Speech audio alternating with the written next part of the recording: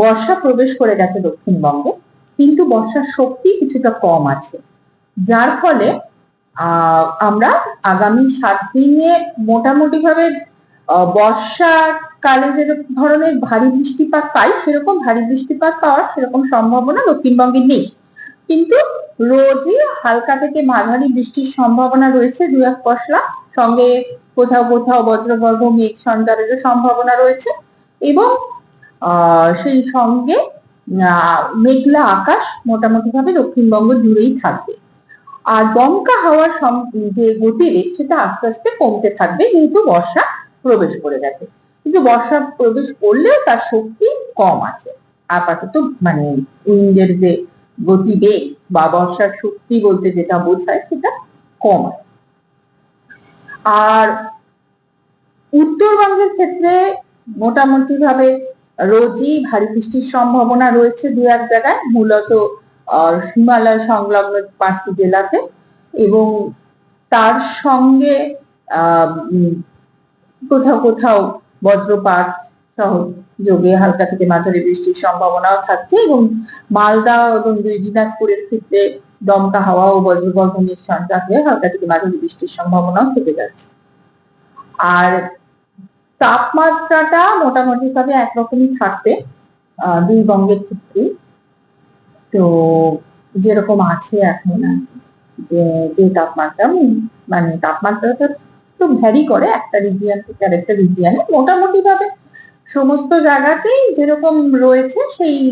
রকমই মোটামুটি তার থেকে 1-2 ডিগ্রি ওঠানামার মধ্যে থাকবে, তার বেশি পরিবর্তন হবে না।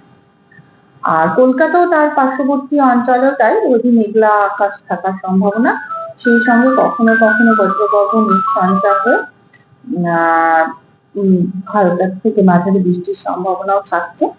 আর বর্ষার শক্তি যেহেতু কম আছে, ভারী বৃষ্টির সম্ভাবনা আপাতত আগামী 7 দিনে নেই। আর তাপমাত্রা আজকে একটু বেশি হওয়ার সম্ভাবনা, সেটা যেহেতু মানে আজকে 11:30টার তাপমাত্রাও বেশ অনেকটা পড়েছিল, সেই কারণে মানে আজকের তাপমাত্রাটা একটু বেশি আছে। তো আজকে হয়তো সর্বোচ্চ তাপমাত্রা 36 ডিগ্রি সেলসিয়াসের কাছাকাছি থাকবে, আগামীকালে সর্বনিম্ন তাপমাত্রা 28 ডিগ্রি সেলসিয়াসের কাছাকাছি থাকবে, কিন্তু মোটামুটি ভাবে এই কলকাতা ও তার পার্শ্ববর্তী অঞ্চলে আপাতত আগামী 7 দিনের তাপমাত্রা মোটামুটি ওই 34 ডিগ্রি 33 ডিগ্রি এরকম থাকার সম্ভাবনা, এবং মোটামুটি এটাই আপাতত উত্তরবঙ্গের জন্য তো থাকছে, কারণ উত্তরবঙ্গে যেহেতু ভারী বৃষ্টি, এবং পঞ্চম ও ষষ্ঠ দিন, চতুর্থ ও পঞ্চম দিনে, মানে আজকে হচ্ছে আপনার 13, 14, 15, 16 আর 17 তারিখে যেহেতু ভারী বৃষ্টির সম্ভাবনা রয়েছে, সেহেতু ওখানে ভারী থেকে অতি ভারী বৃষ্টির সম্ভাবনা রয়েছে, রোজই ভারী বৃষ্টির সম্ভাবনা রয়েছে, এবং কন্টিনিউয়াসলি রোজই ভারী বৃষ্টির সম্ভাবনা, এবং সেই সঙ্গে চতুর্থ পঞ্চম দিনে ভারী থেকে অতি ভারী বৃষ্টির সম্ভাবনা রয়েছে, যার ফলে ওখানে ল্যান্ডস্লাইড হওয়ার সম্ভাবনা, পাহাড় বলতে, তার সঙ্গে বিভিন্ন জায়গায় জল জমে ট্রাফিক জ্যাম হওয়ার সম্ভাবনা রয়েছে।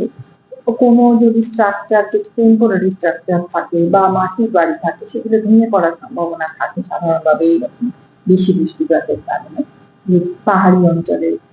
ল্যান্ডস্লাইড হয়ে বাড়ি, মানে পাহাড়ে ধস নেমে যে বাড়ির ক্ষতি হয়, সেই ধরনের ক্ষতি হওয়ার সম্ভাবনা থাকে, সঙ্গে জল জমা এবং ট্রাফিক জ্যাম এই ধরনের সম্ভাবনাগুলো তো থাকে।